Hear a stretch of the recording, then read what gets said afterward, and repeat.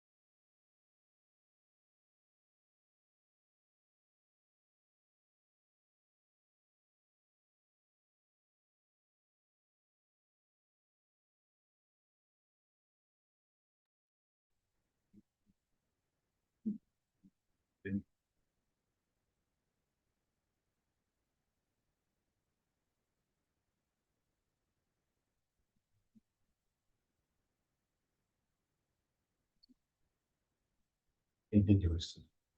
Sure.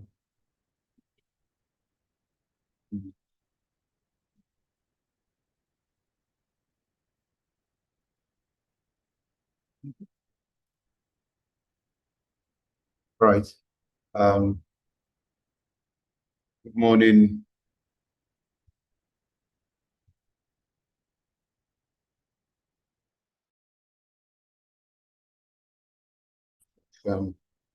That you can hear me. Kindly help indicate that you can hear me.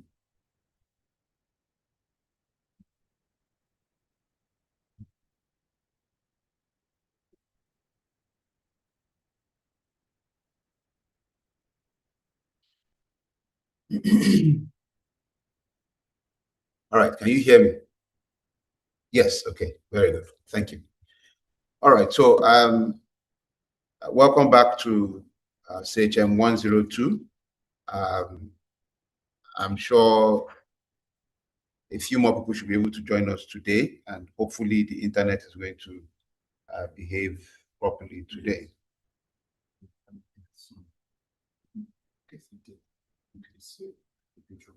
Okay, so I understand there was some technical issues from our service provider at Interpool yesterday, so but hopefully today things should go a lot smoother. So like I said, I'll basically redo what we did yesterday. I happen to have had some technical issues myself with loading on the slides, but so we're looking at functional groups, types of organic reactions, and isomerism. All right. I already took us through this, so this is going to be a bit fast. But I think the important thing is to realize that there are, like I said yesterday, a vast number of organic compounds. Just imagine joining an extra carbon to any existing organic compound, and automatically you have another organic compound, right? So there are a number of them, range of them. But what we do is to try to put them in groups, and that's what we use these families of compounds to represent. So those groups essentially are based on the functionality. Okay, so like I said yesterday, that functionality in many ways lets us know how they behave chemically. Okay, so based on those functional groups, again, I know you have a background, you are not completely new to this idea of functional groups, since we all did some level of chemistry before coming to OAU. All right, so again, like I did yesterday, I showed table containing canes. So the family name is on the left-hand side. That's followed by the functional group, functionality actually present. And then you have the general formula. Okay. In this case, I indicated a specific example, okay, and provided the IUPAC name and the common name of that specific example. So the point is, if we were to say, take for instance, if I'm going to emphasize, sorry, trying to turn on my pen. Like I said, we're going to go through each of these families, so don't worry, but I just want to use one as an example this morning. So if we look at the alkyl halide, okay, haloalkane, I've just underlined that so you can see. If you look at the structure, remember ethane, okay, and I think I maintain the 2-carbon system for many of them except a few examples. For ethane, you have CH3, CH3. If we change one of those hydrogens in ethane and replace it with chlorine, then what you will have is chloroethane. Chloroethane is the IUPAC name, okay, that is naming it as a haloalkane. But if we want to use the common name as well, what we at times call the old name, we will also call it ethyl chloride. Okay, so whether we are calling it chloroethane or ethyl chloride, now both are acceptable. I know as at the level of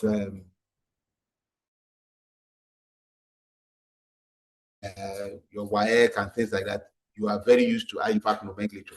But at advanced level work, we're not limited to either. We can use whether IUPAC name or common name, right? So whichever one you are using, okay, and that's why we teach both alongside, and it means that you have to become a bit more conversant with the common names. I know you are relatively used to IUPAC nomenclature. All right, so this is just to again show that we have these families of compounds on the left, and we have different functionalities in each of them. And like I said, any group of compounds in a particular family have the same functional group. Now you see for alkanes, I did not quite indicate a functional group there. And that is because you see every other organic compound also contains carbon and hydrogen, just like alkanes do. And in many cases, they also contain single bond carbon, single bond hydrogen, which essentially is what we have in alkanes. So it's just a simple carbon with hydrogen around it. So depending on the length of carbon and so on. But essentially, okay, just want to be sure. Apologies, I need to always change to check that I'm not missing anything or who are not making comments I need to attend to. All right, so moving on, again, the table is similar to the one we looked at yesterday. So the part that effectively determines the compound's chemical properties is what we refer to as the functional group, okay? Now, you know that in plants, for instance, in other biological systems, even in our own human system, there's a lot of chemistry going on, okay? And at times, we need to realize that even for you to be able to hear me produce sound right now, there actually is a lot of chemistry happening in the system. However, the bottom line is that whether it is a small molecule found in an ant or a big molecule found maybe on a rock, essentially, if it is an organic molecule, what determines the chemistry and what you could later refer to as the biology, that is the biological effects or properties of such compounds, is essentially this functional group. Okay? And like I said before, alkanes do not really have a functional group. The molecules have single carbon-carbon bonds and carbon-hydrogen bonds, which of course are present in other molecules as well. Of course, this is why alkanes are generally said to be unreactive. We'll still look at some of the reactions they participate in, but in comparison to other families of compounds, they are relatively less reactive. Okay, so across different functionalities or across different groups of functional classes of organic compounds, we will normally have, if you look at them, you see that there can be some form of, apart from the basic structure, you have a slight change from one member to the other. Okay, that slight change is actually by a constant amount. Okay, is CH2. Okay, now when we arrange compounds in this form, where you have just that CH2 being the succeeding difference between each member, we say, well, we have what is called a homologous series. Okay, and individual members of that are called homologs. So for instance, if you're looking at across the alkane family, for example, we take the first three examples. The first example in the alkane family is called methane, that's CH4. If you look at methane and look at ethane, you see that there's a difference, a basic difference of one carbon and two hydrogens. Okay, you have one carbon in methane, you have four hydrogens in that same methane, and then if you look at ethane, you see that it is that one carbon that you had in methane plus an extra carbon, now making two carbons, and then the four hydrogens you had in methane plus two extra hydrogens, making C2H6. Okay, so just to help you understand, again, I'm sure this is not a new concept. You have come across the word homologous series before, at least in your previous studies. Now, in writing organic symbols, we tend to use the general representation R, capital R, to represent any alkyl group. When I've talked about alkanes, I've talked about alkenes, or at least we have seen that in the table. But we also have what we call alkyl groups. Now, alkyl groups, basically, we use the general formula CnH2n plus 1. I hope my annotation is reflecting. CnH2n plus 1 to indicate an alkyl group. Okay, and what I mean by that is that as you change from, okay, so let's look at the example of methane. Methane is CH4. The alkyl group that you have when you do not have the whole of methane, when methane exists as a substituent, okay? Sorry, not methane now, but the form of methane that can be a substituent is methyl, okay? And methyl is 3. So if you look at that formula, if C is 1, okay, then H will be 2 plus 1, and that will be 3. So write that as CH3, okay? And so when we have such a group, we remove the ANE part of the alkane name and we use YL. So instead of methane, it is methyl. Okay? Instead of ethane, it is ethyl. And that will be C2H5, and so on and so forth. We also have bigger alkyl groups such as phenyl. Okay? I'm sure we should still remember a bit of aromatic compounds too. So when you have benzene is C6H6. Now, if you have that benzene now joined to any other system, okay, I'm just trying to put a random example on the slide. What I'm saying is that the part on the left of the structure I've drawn with the pen now is actually, we don't call that benzene again. We call that phenyl. The same way, if you have a CH3 attached to a long chain, we don't call that methane, we call it methyl.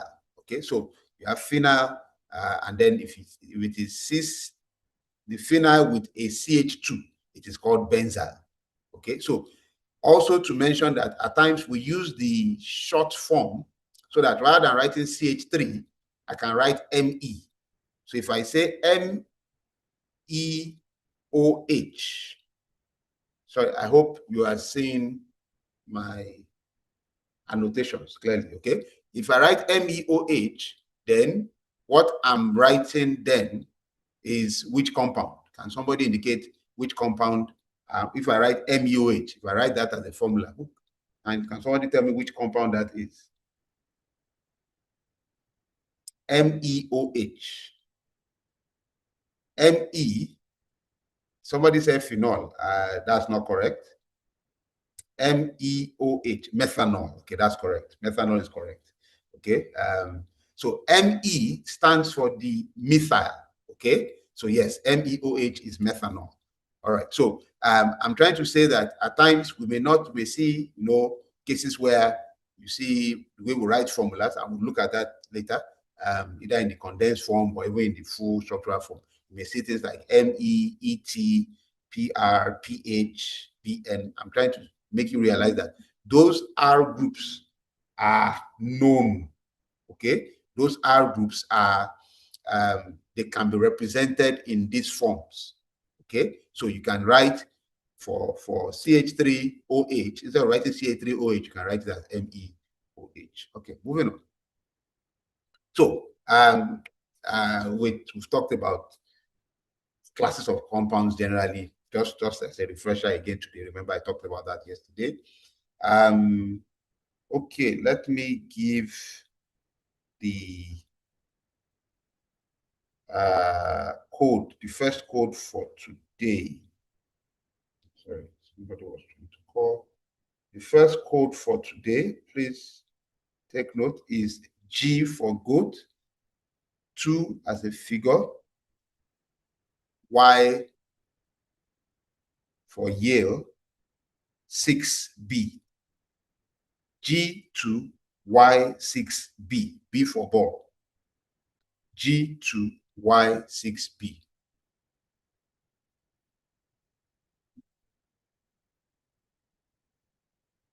Okay, please, did you get the code? The first attendance code for today is G2Y6B.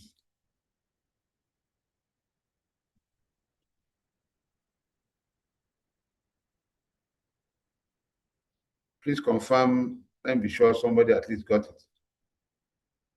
No, it's G2Y6B. Okay, I think there's a bit of a delay on my. Yes, because of network latency. Okay. All right. I'll confirm shortly if you guys got that.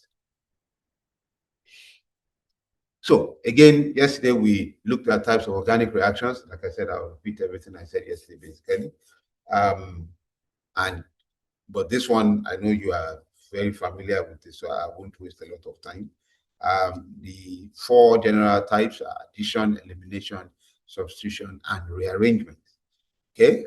So for addition, said in simple terms, you have A plus B to give you C. So you have, say, for instance, an alkene reacting with an alkyl halide to give you an alkene reacting with a hydrogen halide to give you an alkyl halide.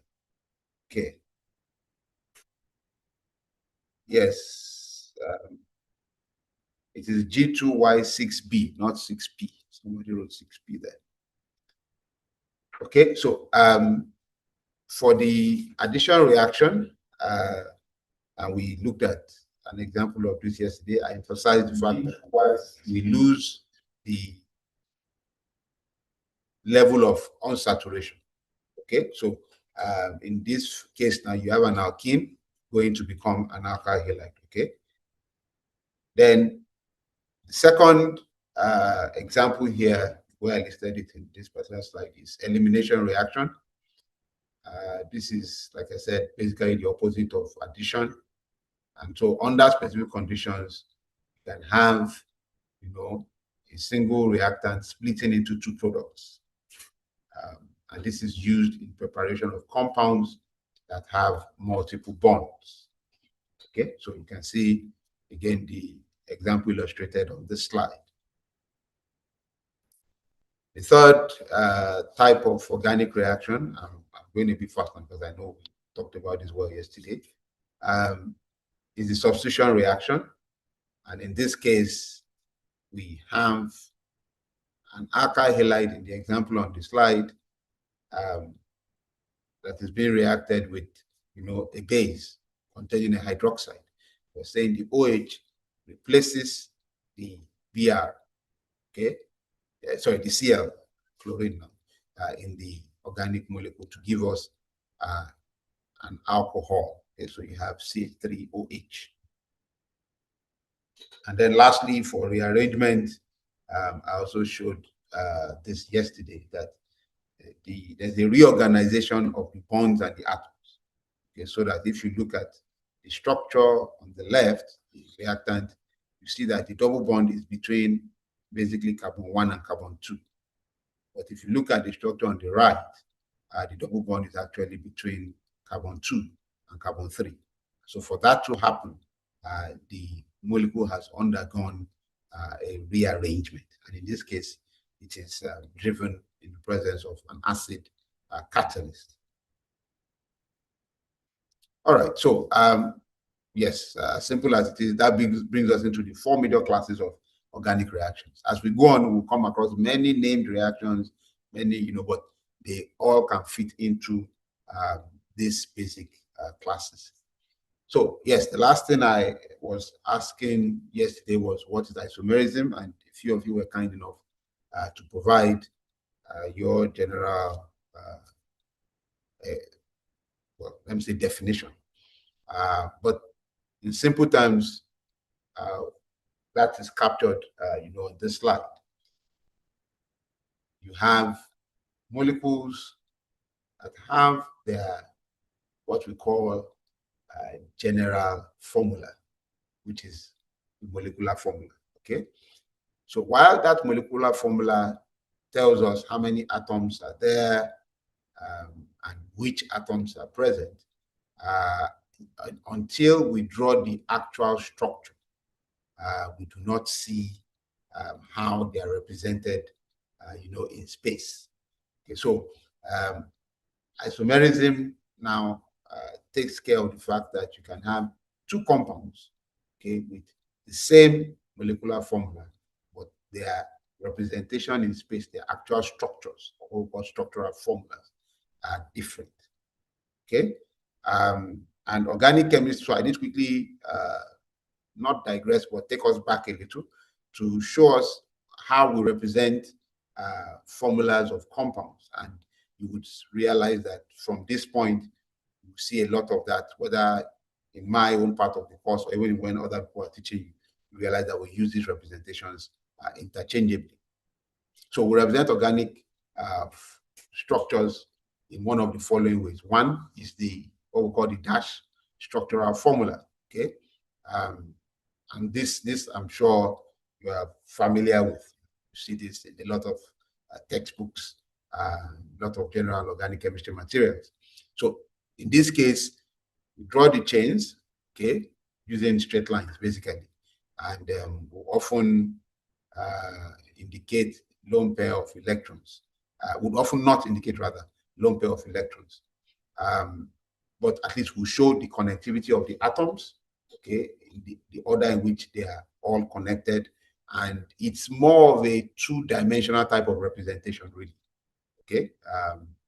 But in reality, you know that for the example I have on the screen, methoxymethane, you know that this compound cannot be linear, because what type of hybridization should give us linear geometry? Do you remember? I know Professor Ajayi took you through that.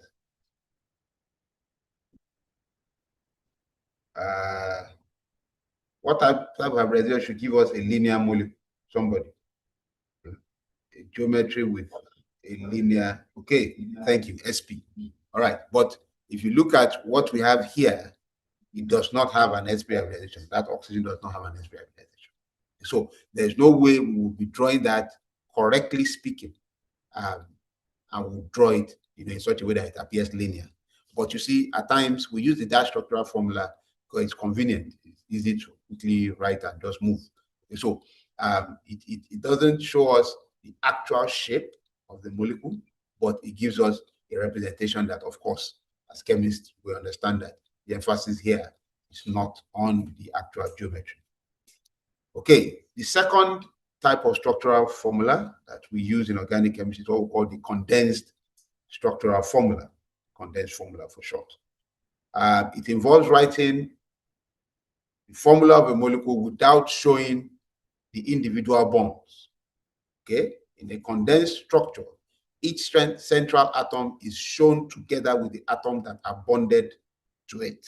Okay, on the next slide, I'll quickly show an example. Atoms bonded to a central atom are often listed after the central atom. Okay, and I showed an example of that. Even if that is not their actual bonding order. In many cases, if there are two or more identical groups, parentheses and a subscript may be used to represent all the identical groups. Okay? When a condensed formula is written for a compound containing double or triple bonds, and the multiple bonds are often drawn as they would be in a Lewis structure. I'm sure we still remember Lewis structure, Lewis representation of basic compounds or molecules. Now, for instance, to try and drive home this point, I'm using 2-propanol in this example.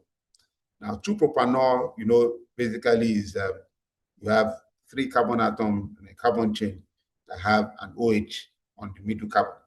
Now, it can be written as CH3CH in bracket OH CH3. It can also be written without the bracket, CH3CH OH and it can also be written as CH3 bracket 2 CHOH. Now, it means that whichever representation we are using, and maybe I should emphasize why we can write that third one, maybe might be the only one, I guess. It may not be maybe too clear to some of us. So you see, if you look at the middle carbon, this first carbon and the last carbon are joined to the middle carbon. So because those 2 carbons are joined to the middle carbon and both of them are methyl groups, then we can put the 2 methyl groups together. And that's what we did in that last representation. So that you put the 2 methyl groups together as CH3 bracket 2, okay? And then you write the CHOH together. So meaning that everything is connected to the middle carbon. I hope that is clear. So, but that is one way of, a representation for 2-propanol, for example. Now, 2-butene, which has a double bond, will be represented as CH3CH double bond CH3. Okay, so again, we've written out the formula in such a way that we are showing where the double bond is. The position of the double bond needs to be indicated for something that has a multiple bond. Okay. Now, the next formula I'd like to quickly indicate is bond line formula. Now, this is the quickest of all, okay, in terms of writing formula quickly, because it only shows the carbon skeleton. In a line angle formula, as it is also called, okay, the bonds are basically represented by lines. So if you look at the example on this slide, if you look at 2-chlorobutane, if you see that 2-chlorobutane, the general thing you need to know is that first, that the bonds are represented by lines and carbon atoms are assumed to be present anywhere 2 lines meet or a line begins or ends. Okay, so if you look at this example, that means there's a carbon at that first starting position. There's another carbon at that point where 2 lines meet. There's another carbon where that chlorine is. And there's a last carbon where you have the line ending there. Now, where you have another atom, the atom will be indicated. So if it is nitrogen, oxygen, halogen, they will be indicated. Okay, so, but for those carbon that are indicated earlier, where you have those carbons, we will normally not show the hydrogens around the carbon, but you will assume or realize that they are there. It's just not shown. Okay, the only time we will show something like hydrogen is maybe if you have, say, an OH. Okay, in that case, we'll indicate, oh, it's an OH.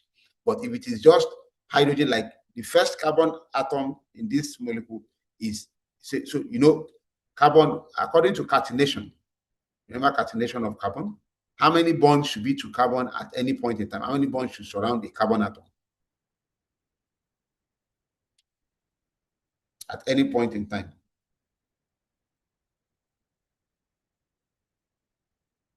Okay, this my delay is not very nice. I really need, okay, thank you, four, very good. Okay, so there should be 4 bonds around each carbon atom. Now, so for this first carbon, okay, the carbon on the left, for that 2-chlorobutane, what we are saying is that even though the hydrogens are not drawn, the number of hydrogen atoms necessary to fulfill the carbon atom valency is assumed to be present. So that means that first carbon is actually a CH3. I hope everybody understands what I'm saying. That first carbon is a CH3, even though you are just drawing a line. Okay? On that line, at the starting end, what you have is, in fact, carbon that has 3 hydrogens joined to it. Okay? And then the second carbon, now you see that carbon has, is connected to a CH3 on this side, or at least, well, a carbon center, another carbon. So it is a meeting point of 2 lines. Now, because it's a meeting point of 2 lines, how many hydrogens do we need to make up the valency of this carbon, this second carbon atom? Okay, I'm trying to allow us comment so I can really gauge our level of followership. How many carbons will we need? 2. Thank you. Okay. All right. I think at this point I can give us the second attendance code. All right. Thank you. 2 is correct. 2 is correct.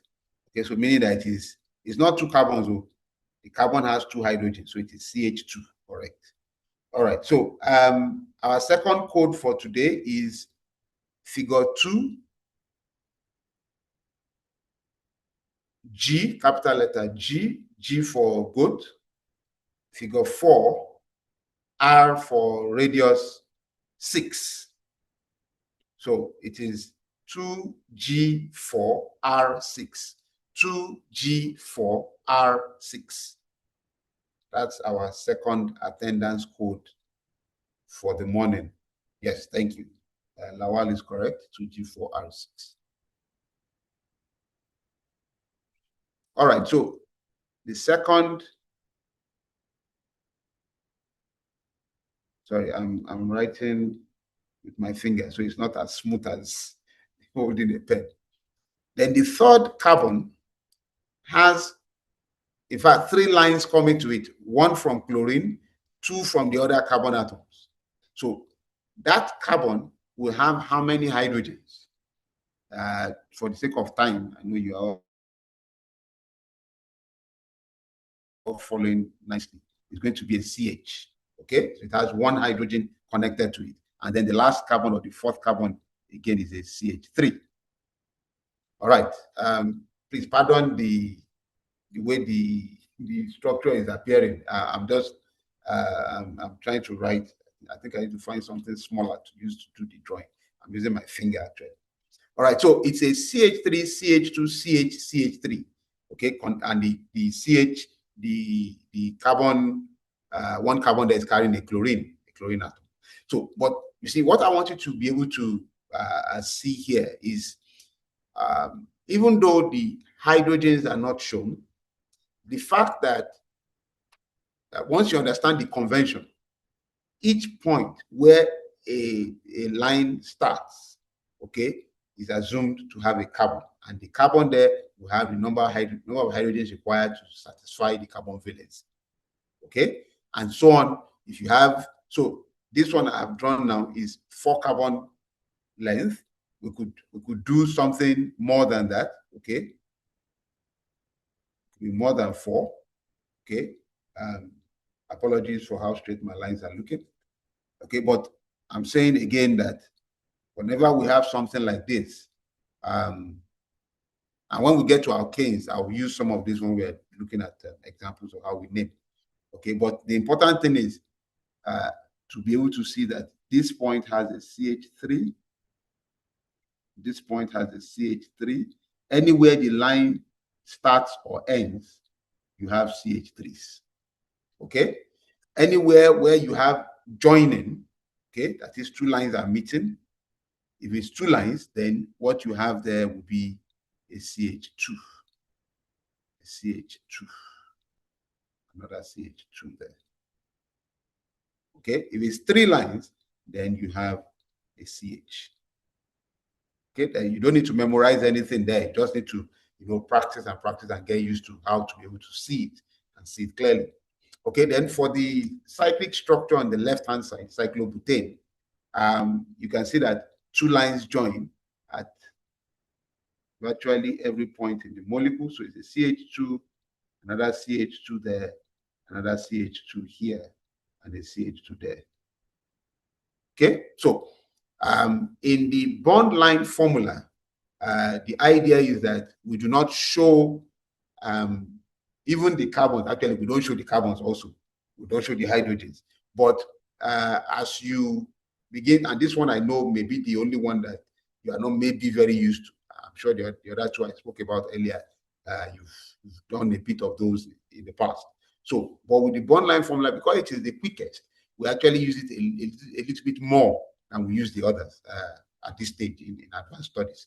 Okay, so I need you to begin to practice, play around, just draw something and see if you can name it, and so on and so forth. The fourth type of formula I'll discuss this morning is three-dimensional formula. This type of formula shows the arrangement in space of atoms in a molecule. Okay, in this representation, bonds that project. Now you see, when you are writing, you have your plane. Most of the time, you are using paper. If I was teaching a class, I'll be using a board. But the important thing is that the convention I want to explain now applies, okay, whether you're writing on the board or on the paper, on any two-dimensional surface. Now, if we want to consider that particular bond is pointing towards you.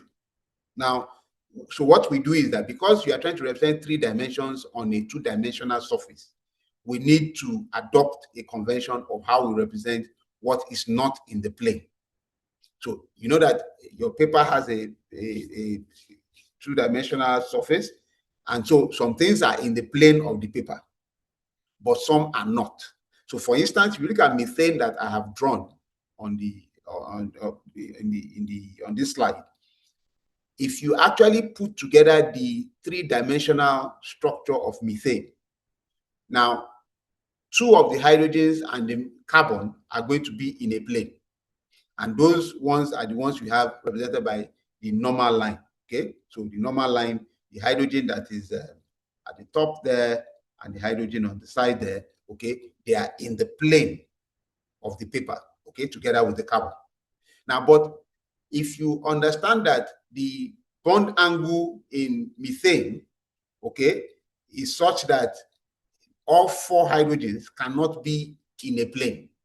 Therefore, what we do is that we represent the hydrogen that is pointing towards me as the person writing now, or call me the observer, whichever one. The hydrogen pointing towards me, okay, is taken to be, so if you consider that the plane is in the middle, one hydrogen is pointing towards me, one hydrogen is pointing away from me. Okay, and I need you to kindly follow this carefully. Your imagination needs to be clear. The good thing is that these days you can watch some of these things on maybe YouTube or something, just something to help you understand. So you're not using all of your imagination as it were. But the basic point is that those other two hydrogens are not in the plane. One is pointing towards me as the writer or the observer.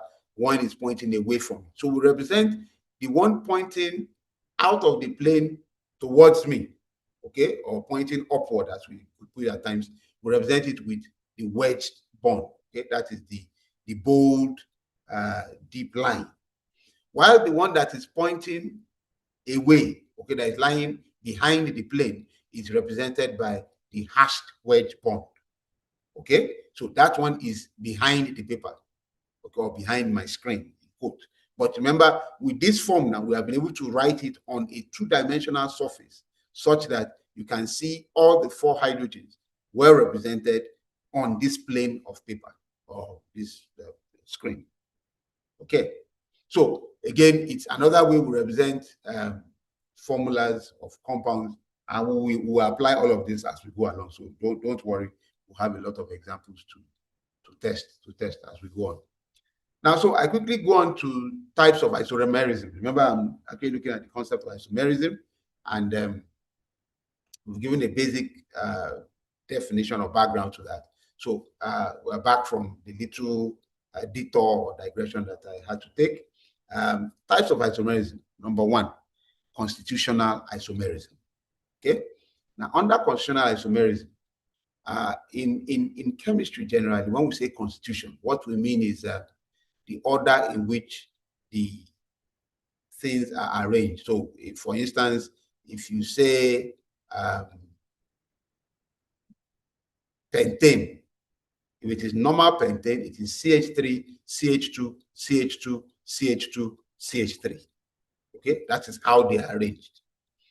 Now, but the truth is that if you change that arrangement, you can also have another organic molecule. Okay, so what is important to us here is, in terms of constitutional isomers, we are saying that you have 2 compounds that have the same molecular formula, but their constitution is different. The way the atoms are joined together is different. So if we look at a simple example of the first one on the screen, methoxymethane, which we talked about, I think we're using an earlier example, is C2H6O. If you then look at the other compound beside it, this is definitely not even in the same family as methoxymethane. Methoxymethane is an alkoxyalkane, remember, or what we call an alkoxide. Whereas the other example is actually which family of compound? An alcohol. Okay, so, but if you look at the 2, they both have the formula C2H6O. Okay, but in the way they are put together, the difference is that in the first one you have CH3O, then CH3. In the second one you have CH3, CH2, then OH. Okay, so the constitution is different, and because of that, you realize that when we write the 2, like I said, the functional groups they now carry are different, and so we say you have, under this class of constitutional isomerism, you also have a subclass of functional group isomers. So the 2 of them do not have the same functionality, but in fact, they have the same general molecular formula. Okay? Then you could also have a case in which the difference in the 2 molecules is not a functional group difference. For instance, in the second example, you have CH3CH, open bracket, CH32. Okay, you can see I'm using condensed formula here now. Now, and the example beside it is CH3CH2CH3. So, if you look at the first compound, you realize that, in fact, we could write it as CH3,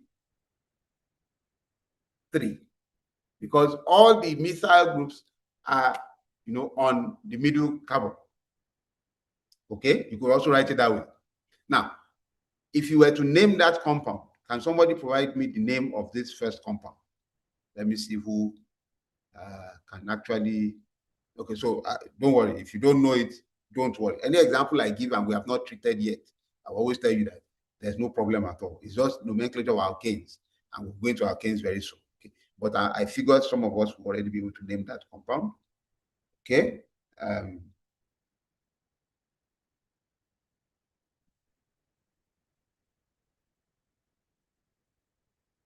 I don't see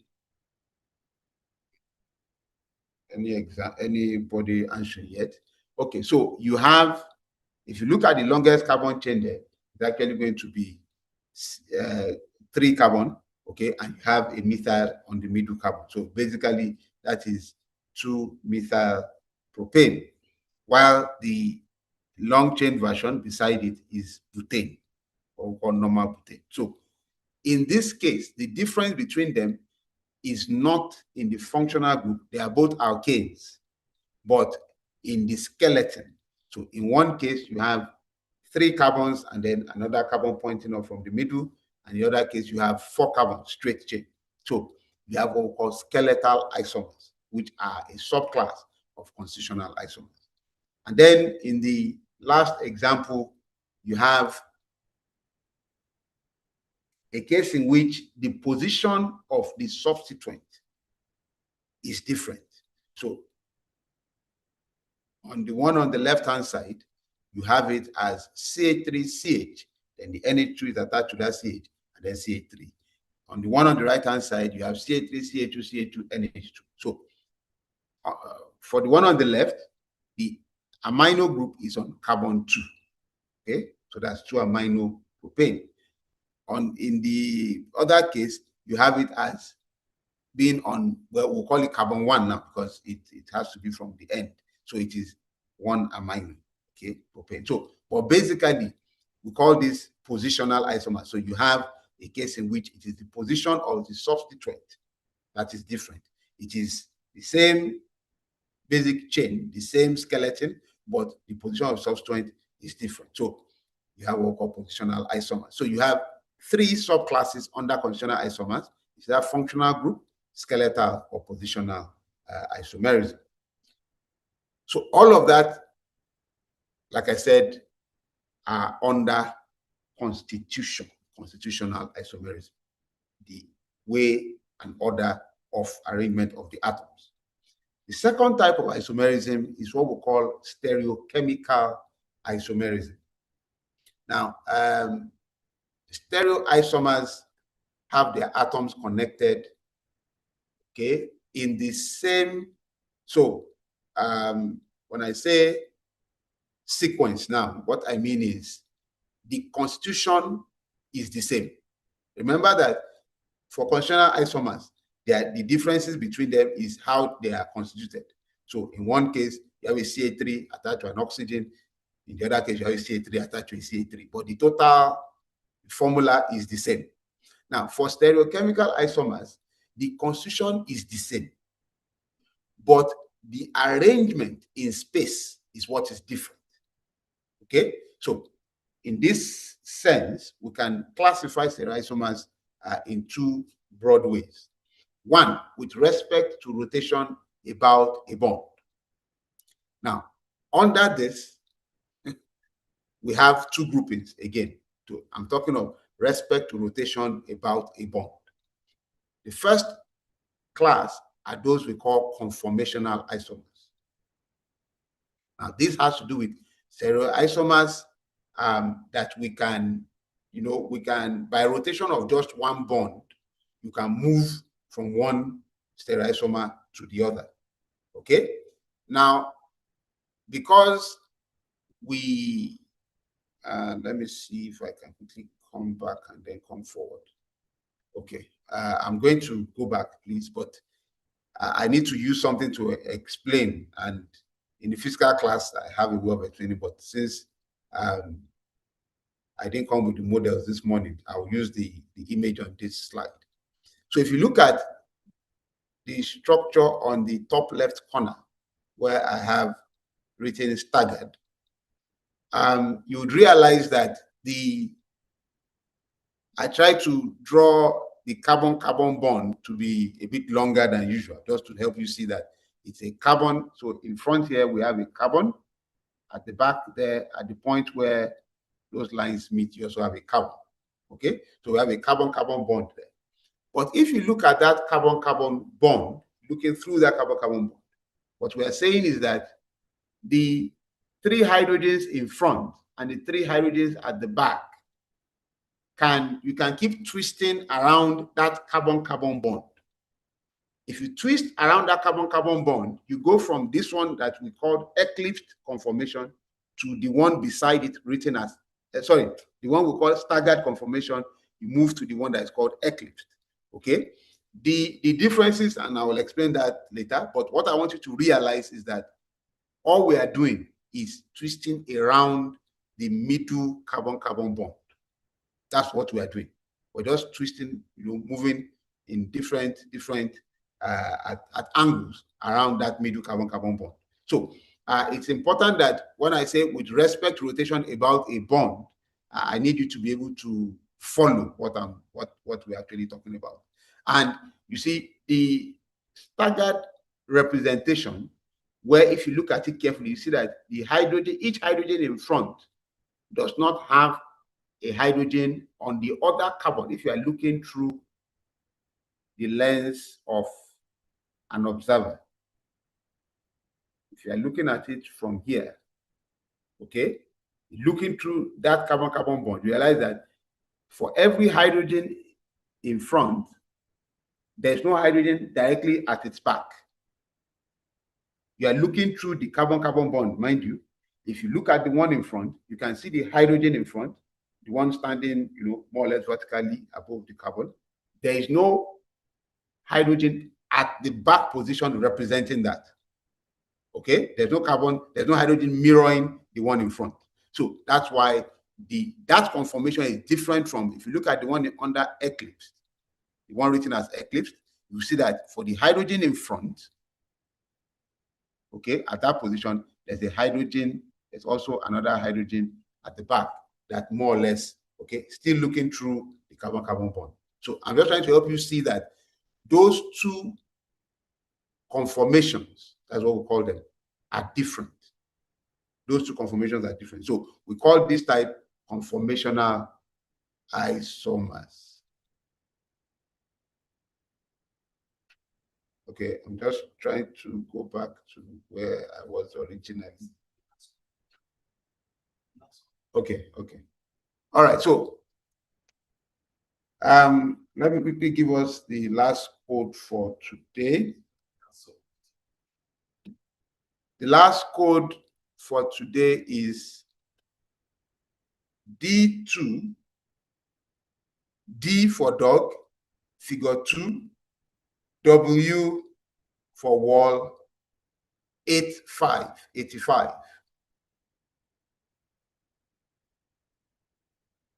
Okay, so D2W85. D2W85.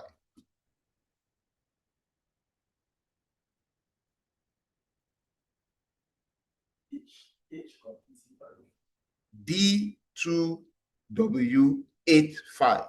85, that's correct. A few people already have it correctly written out. All right, so conformational isomers are, these types of isomers where we have, a possibility of converting from one to the other by a single bond rotation. Okay, the different, we'll call them conformers actually, but those different molecular shapes that we have, okay, are the different conformations of the molecule. Okay, each possible structure is called a conformer, and then when we do an analysis, we look at it from maybe 0 degrees to 360 degrees, for instance. We say we do an analysis of the energies associated with a molecule undergoing single bond rotation. That type of analysis is called conformational analysis. Okay, so the conformer is the different geometries we arrive at, call them conformers. Okay, the different, when we now look at those different conformers, as we rotate from, say, 0 degrees maybe through 180 to 360 degrees, what we have looking at that change in the energies of the molecules is referred to as conformational analysis. Now, we've talked about a few formulas we use in writing organic molecules. There's one I did not need to mention at that point, which I need to say something. It's called the Newman projection formula. That's what I was showing previously when I was trying to explain the conformation. What happens is that in this case, the observer looks at the carbon-carbon bond head on. Okay, remember I drew the eye, and I was trying to show you the direction the eye was viewing that from. I was just looking at ethane, okay, which just has 2 carbon atoms. Now, the 3 lines emanating from the center of the circle represent the bonds coming from the front carbon, okay, with respect to the observer. The 2 unique conformations in ethane are staggered and eclipsed, with the staggered conformation being 11.8 kilojoules per mole lower in energy than the eclipsed conformation. Okay, and consequently, the staggered conformation is the more favored conformation. I'm sure you remember that the lower the energy, the higher the stability. So because the staggered conformation, okay, which is on this slide, so you can kind of follow what I'm trying to say. The staggered conformation is lower in energy than the eclipse conformation. Therefore, the staggered conformation is the more stable conformation. Now, I will explain why there's a difference in the energies shortly. But if you look at the